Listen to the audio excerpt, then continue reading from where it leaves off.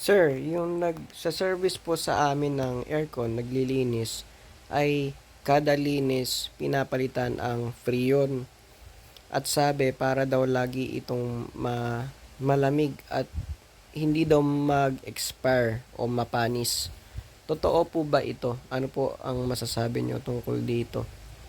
Okay, ang sagot ko po dito sa nag-message. At bago ang lahat pala, pasensya na po sa mga hindi ko na nare-replyan na mga message sa aking dito sa ating Facebook page dahil libo-libo po talaga yung nagme-message dito. At pag tinignan ko, kadalasan ang tanong lang naman po ay saang area at nasasagot na naman po ng ating automatic na pansagot dito sa Facebook page. Ngayon, ang sagot ko po dito sa tanong kung nag-expire ba o napapanis yung refrigerant o yung nakasanayan natin tuwaging freon, ay ang sagot ko po rito tungkol po o base po sa mga libro at sa amin pong school na pinag-aralan ay hindi po ito nag-expire. At ang mga posibleng mangyayari po dito ay pwede po contaminated ang system. Ano nga ba yung system na tinatawag namin, mga technician? Ang system po, ito po yung kabuuan ng pasikot-sikot ng tubo ng ating aircon o mga ref. So, meron po kasi itong mga dadaanan pa, may capillary tube or mga expansion valve. So, yung mga tubo, pasikot-sikot, cycle, ay ang tawag po namin dyan ay system. Ngayon, ano nga ba yung sinasabi kong pwedeng contaminated? Sa pag-i-install po ng mga split type, ay posible na hindi maayos ang maging installation. So kami po ay gumagamit ng vacuum sa pag-i-install para masigurado po na dehydrated o malinis ang system, walang contaminants.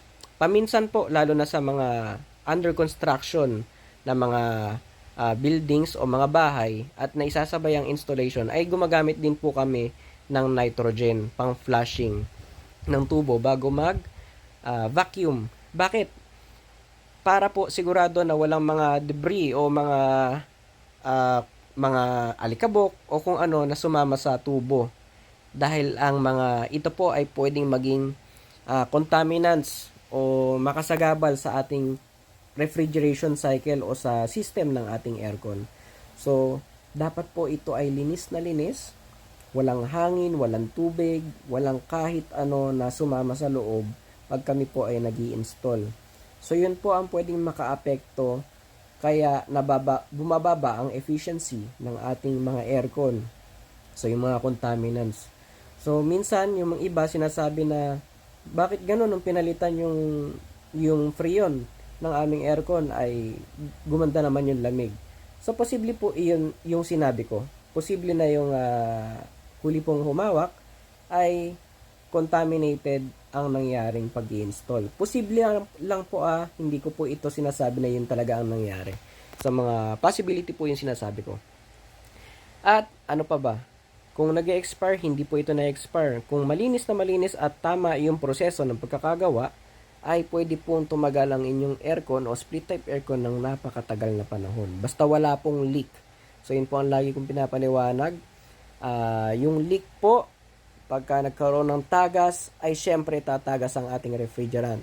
Ngayon, kung malinis ang ating system, walang problema, walang contaminants, walang leak, ay taon-taon po ang aabutin ito. Meron na po akong mga nahawakan na aircon na matatagal na. 16, 18 years, wala pong problema. Never kinargahan. So, okay na okay pa. Yung ref din po na nahawakan ko noon, nasa 30 years na.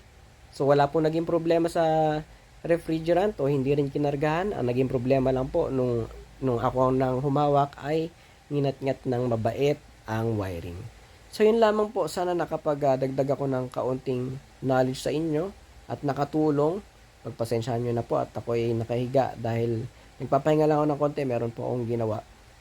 At nabasa ko po itong isang message na ito na naisip ko po na posibleng makatulong pa sa mas marami. At ginawa ko po itong content para makatulong. Ingat po sa lahat, God bless. Sana nakatulong po.